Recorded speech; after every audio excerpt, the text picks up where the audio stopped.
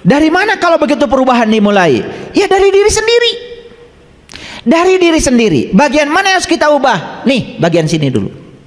Bagian sini. Gimana caranya? Itu akan saya berikan hari ini.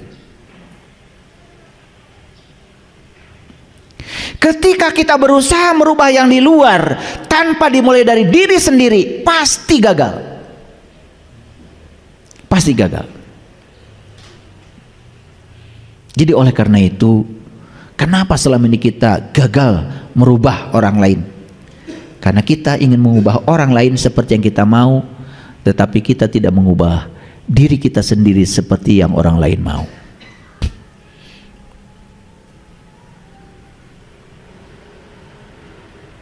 Ada salah satu peserta kemarin habis ikut pelatihan sholat khusyuk, sampai hari ini terus WA sama saya, mabuk cinta dengan sholatnya. Bahkan azan belum ada aja sudah rindu ingin sholat. Dari mana kerinduan itu? Dari dalam. Karena saya tidak ngancam-ngancam kok. Yang sholat dapat pahala, yang tidak sholat dapat sisa, enggak gitu metode saya. Saya ajarkan saja sama mereka bagaimana caranya supaya sholat itu ada rasa dan nikmat. Itu yang saya ajarkan. Begitu dia merasakan sholat itu nikmat, kebutuhan dari dirinya sendiri muncul tanpa syarat.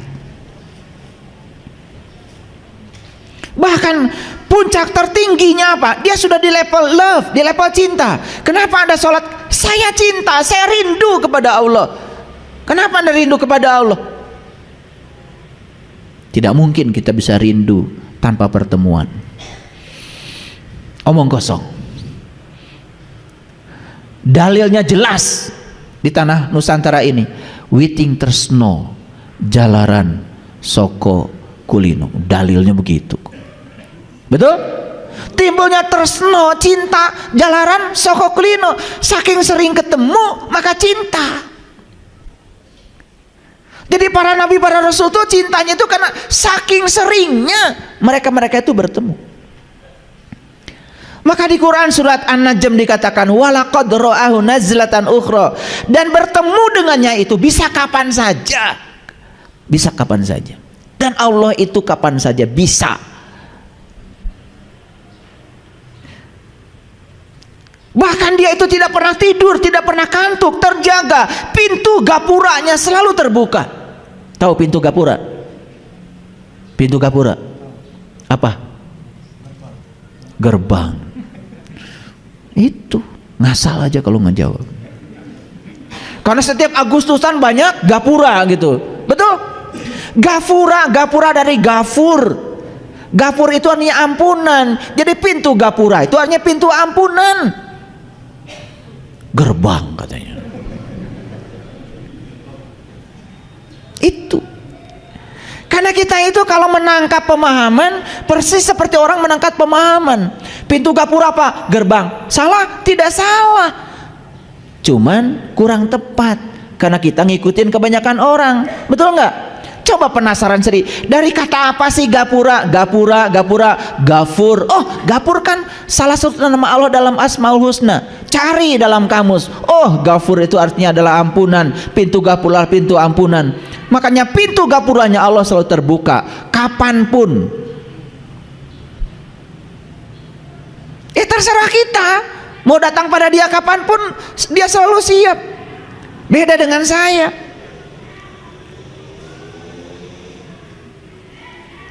Nanti jam 1 bisa ketemu nggak Pak Saiful? Nggak bisa. Saya mau ke Bogor. Di Bogor jam 3 nggak bisa. Saya nanti mau makan sama anak saya. Jam 8 nggak bisa. Itu jadwal istri saya. Manusia kayak saya ini kan banyak alasannya, betul nggak? Tapi Allah tidak pernah. Ya Allah, saya mau ketemu nanti sore. Kata Allah, gak bisa, sibuk. Betul gak? Nah, sebegitu luas ya, sebegitu luas waktu dan ruang yang disediakan beliau. Kita sendiri kok gak mau datang. Itu aja. Paham ya? Oke, baik. Sekarang saya mulai pakai Quran. Dalam Quran surat Al-A'raf ayat ke-58. Ini surat yang ke-7 ya. Wal baladut thayyib. Balad itu bahasa Arab, artinya kota. Tapi sering disebut juga balad itu adalah tempat. Tidak salah, kota juga tempat, bukan? Itu. Wal baladut thayyib, ya. Jadi thayyib itu baik. Jadi lucu, namanya Bang Thayyib tapi nggak pulang-pulang. Itu lucu kan? Itu berlawanan dengan namanya. Padahal thayyib itu artinya baik, ya. Kalimatun thayyibah itu kalimat-kalimat yang baik. Wal baladut thayyib yahruju nabatuhu. Dan tanah yang baik tanamannya akan tumbuh subur biizni rabbihi, dengan seizin Allah. Nah, kalau kita berbicara tanah, biasanya langsung yang terpikir oleh kita adalah tanah yang ada di luar diri kita, betul? Salah? Tidak salah, itu juga tanah secara syar'i. Tapi tanah secara hakikat kan ini yang terbuat dari tanah, betul? Makanya saya sering iseng itu. Ada yang suka makan rumput di tempat ini? Iseng tuh kalau bertanya, ada yang suka makan rumput? Enggak katanya. Saya ubah sekarang, ada yang suka makan daging? Acung tangan dong. Wah, ternyata semuanya. Bukannya rumput itu terbuat, daging itu terbuat dari rumput? Betul? Iya. Lah coba sapi nggak dikasih rumput, nggak ada dagingnya.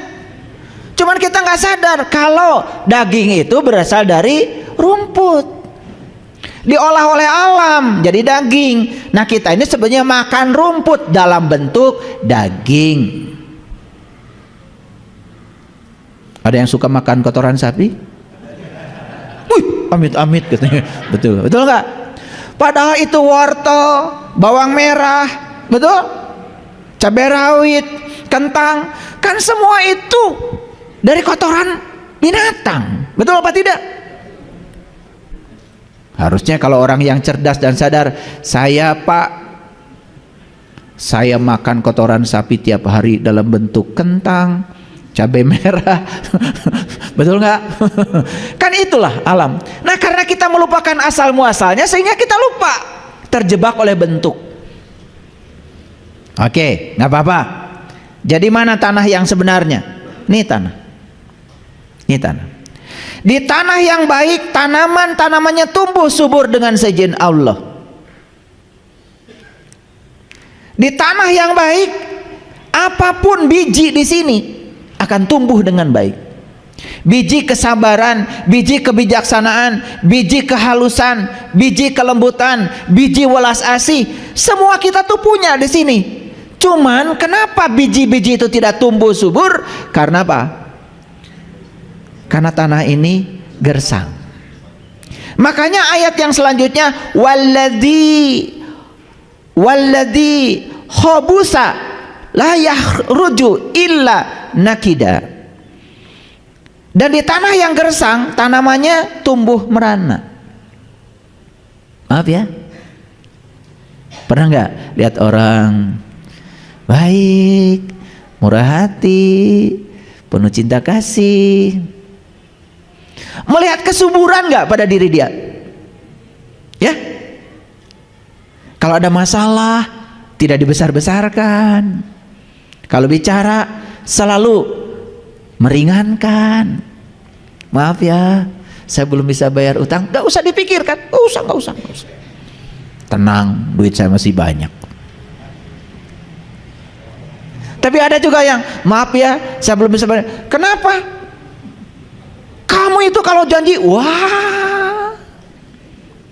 Ada orang gitu.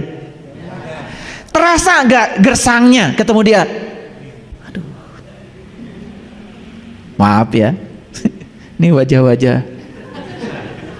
Maaf. Habis kelihatan. Kesinggungan, baperan, gampang nyolot, Kenapa sih? Kenapa? Kan daripada marah lebih bagus memaafkan. Daripada menyalahkan kan lebih bagus memahami. Betul nggak? Buat apa menyalahkan? Pahami. Anak pulang terlambat, nggak usah disalahkan dulu, pahami, dengarkan dulu dia bicara. Jangan nyolot mentang-mentang ibu, mentang-mentang ayah sudah nyiapkan rotan. Dengarkan dia hanya ingin didengar oleh kita. Siapa tahu dia ketemu dulu dengan temannya, siapa tahu dia harus ada kepentingan pribadinya. Kenapa sih? Tapi otak kita itu sudah menyatakan salah dan harus dihukum. Makanya salah benar itu adanya di sini. Makanya pikiran yang tidak berkualitas selalu menciptakan kehidupan yang penuh dengan kesengsaraan. Maaf ya, kita belajar agama bertahun-tahun, menghafalkan ini, menghafalkan itu, melakukan ini, melakukan itu, tetapi ini tidak berkualitas. Kesadaran tidak meningkat,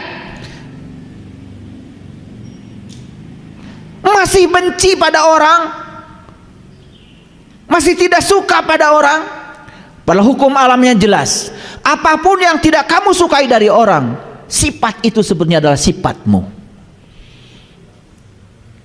Jadi kalau kita tidak suka sesuatu pada orang, jangankan sifat yang tidak disukai pada orang itu adalah cerminan dalam dirimu masih ada sifat itu.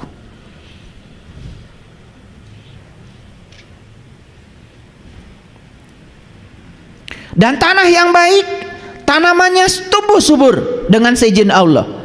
Dan tanah yang gersang, tanamannya tumbuh merana. Demikianlah kami ngulangi tanda-tanda kami bagi orang-orang yang bersyukur.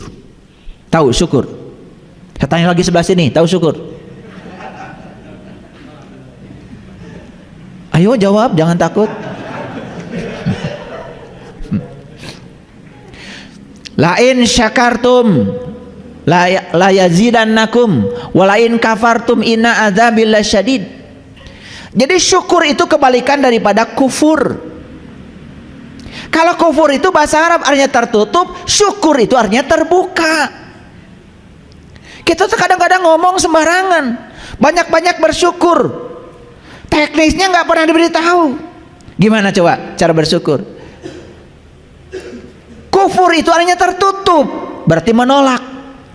Syukur itu artinya terbuka, menerima apapun yang terjadi apa adanya tanpa penghakiman. Itu namanya syukur.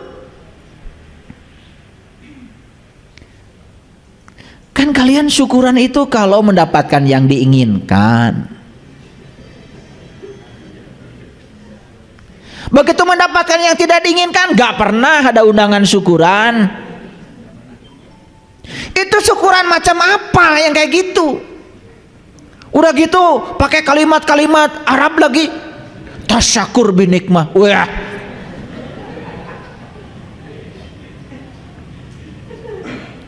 yang dapat nikmat itu cuma 4. 1 para nabi, 2 para siddiqin, 3 para syuhada, 4 para sholihin. Kata Quran surat An-Nisa ayat 69. Apa sih yang diajarkan para nabi, para rasul, para sunan, para wali, para bijak, para suci, para siddiqin, para syuhada dan para sholihin? Yang diajarkan oleh mereka itu adalah syukur dalam konteks menerima apapun yang terjadi apa adanya tanpa penghakiman. Itu syukur. Pakai kata-kata nikmat lagi. Jadi tasyakur binikmat itu artinya adalah terbuka terhadap apapun yang terjadi tanpa ada penghakiman, tidak terjebak benar salah, tidak terjebak baik buruk. Apapun yang terjadi, dia melihat di belakangnya adalah kehendak semesta. Makanya tidak pernah protes. Kata-katanya bijak, ya Allah. Apapun yang terjadi dalam hidupku, ajarkan ya Allah, pesan apa yang ada kau sampaikan kepadaku. Gitu nggak hidup? Enggak. Aduh Gusti, kieu teuy. Giliran mendapatkan yang diinginkan langsung hajatan. Judulnya tasyakur binikmah. Maaf ya, ketololan ini sudah berkembang. Bukan kebiasaan, ketololan. Karena nggak ngerti. Kufur itu artinya menolak, syukur itu artinya menerima. Dengan keterbukaan, karena syukur artinya adalah terbuka terhadap semua yang terjadi, karena semua kebenaran, semua realitas adalah kebenaran. Tidak ada satu peristiwa pun di semesta yang terjadi tanpa seizinnya. Kadang-kadang saya suka nanya yang sederhana.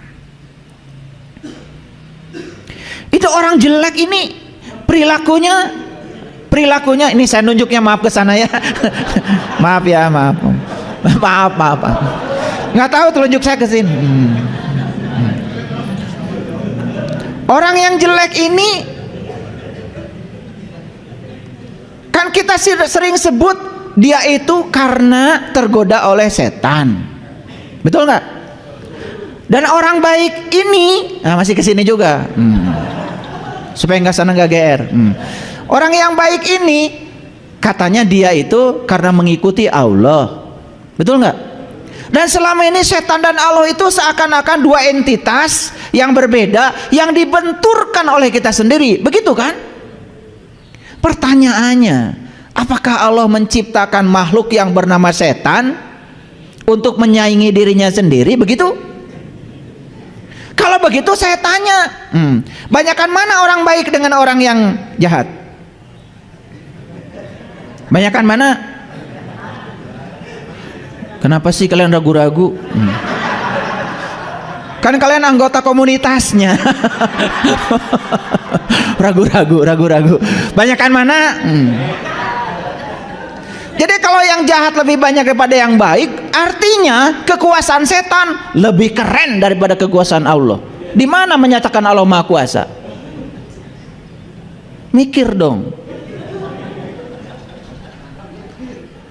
Karena selama ini nggak pernah mikir. Ya, begitu ada orang ngomong begitu setuju terus, ya. Itu karena tidak kritis, tidak kreatif, tidak komunikatif, tidak kolaboratif, tidak mau belajar.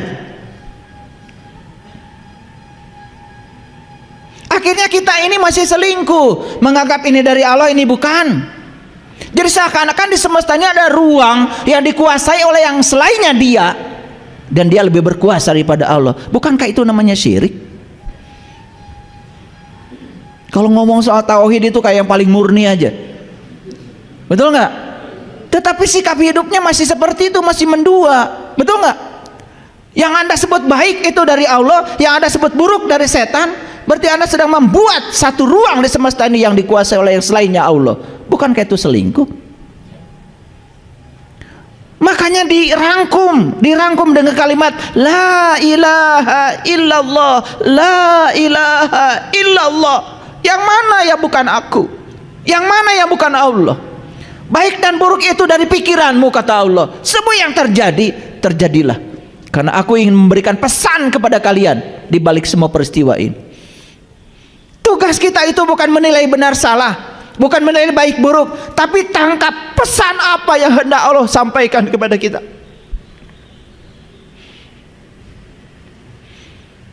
Hampir semua orang setuju ketika dia sedang jatuh kesadarannya naik, tapi ketika dia sedang naik kesadarannya turun. Bukankah kejatuhan itu yang membuat dia semakin sadar? Betul?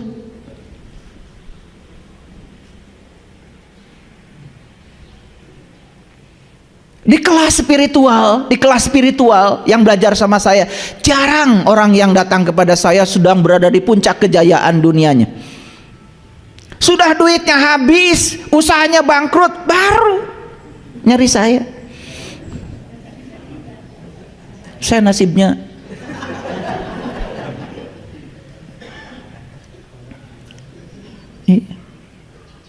makanya ketika saya cerita, saya sedang ngebangun nih sebuah kawasan buat kita nanti supaya kita belajar di sana lebih enak. Duh ayah, coba dulu ya, ketika saya masih banyak uang saya bisa bantu ayah. Belum tentu, saya bilang.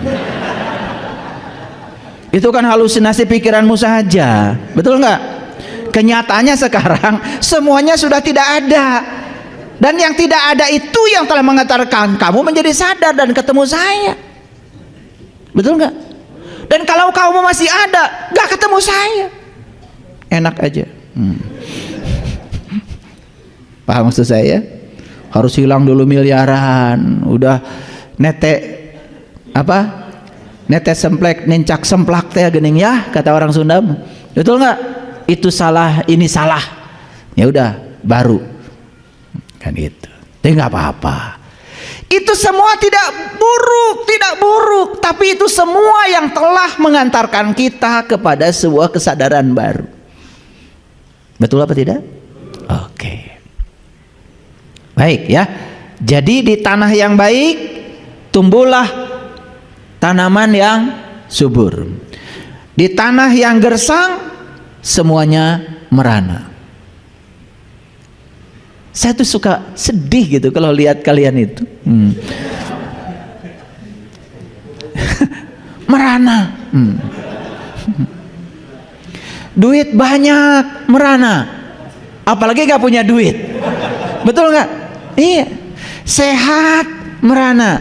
Apalagi kalau sakit. Punya mobil, merana. Apalagi kalau tidak. Kenapa? Karena ada masalah di sini. Jadi sumber penderitaan manusia adalah berasal dari penolakan pikirannya. Karena masih terjebak benar salah, pikirannya masih menghakimi, dan itu sumber masalah. Ternyata masalah itu tidak ada ketika pikiran sudah selesai dari penghakiman. Gak ada. Ada yang bilang, saya punya masalah. Masalahnya apa, Bu? Suami saya. Emang kenapa? Marah-marah. Emang jelek marah-marah? Kan jelek, marah-marah jelek itu kata ibu, kata pikiran ibu. Bukankah itu doa ibu? Jadikanlah saya istri yang soleh. Langsung suaminya marah. Kan ciri istri yang soleh itu sabar, betul nggak? Makanya saat suaminya tidak sabar, dijadikan ketidaksabarannya sebagai jalan untuk membuat dia tambah kuat. Keren nggak? Keren. Kan semuanya di sini, nggak ada masalah. Masalahmu di sini. Paham? Oke. Pelan-pelan ngajinya. Nah, kita lihat Quran surat An-Naba. Surat An-Naba. Tahu An-Naba artinya apa? Kalian tuh sering baca Quran tapi tiap ditanya nggak jelas. An-Naba itu apa artinya? An-Naba itu artinya berita besar. Jadi An-Naba itu artinya berita besar. Makanya An-Naba itu cerita tentang berita besar, bukan berita kecil. Berita penting. Apa sih berita penting dalam Quran surat An-Naba? Saya baca dulu yang ayat ke-15-nya. Linuh rijabihi habba wa nabata. Supaya kami tumbuhkan dengan air itu biji-bijian dan tumbuh-tumbuhan. Lihat saya semuanya. Air itu ada dua. Ada air yang jasmani, itu dibutuhkan untuk kehidupan jasmani. Dan jasmani itu semuanya perlu air secara jasmani, tidak bisa dibantah. Karena syarat untuk hidup harus ada air. Kenapa bumi ini disebut tempat yang layak hidup? Karena bumi ini isinya 75% air. Tubuh kita pun 75% darah, air sebetulnya. Makanya ketika kurang minum, maka tubuh ini akan kehilangan keseimbangannya. Makanya hati-hati ya, kalau mau makan minum air, jangan setelah makan baru minum. Jadi minum yang benar itu sebelum makan. Ketika makanan masuk ke dalam tubuh, dilarutkan oleh air, memudahkan proses kerja lambung kita, sehingga makanan kita gampang diserap oleh tubuh. Ini makan dulu, baru kalau keselak minum air, airnya tinggal di atas. Akibatnya apa? Makanan tidak sempat dilarutkan. Makanya penyakit orang yang semacam ini pasti dapat dipastikan. Apa? Ketika buang air harus ngeden. Akibatnya apa? Ambeien. Jadi ambeien itu bukan penyakit ciptaan Allah. Allah tidak pernah menciptakan model kayak gitu. Itu dari pola hidupmu yang kurang bagus. Urutan minum saja salah. Jadi jangan bicara dulu ma'rifatullah lah. Minum aja perbaiki. Ini bicaranya ma'rifatullah, minum aja salah. Itu namanya ma'rifatullah.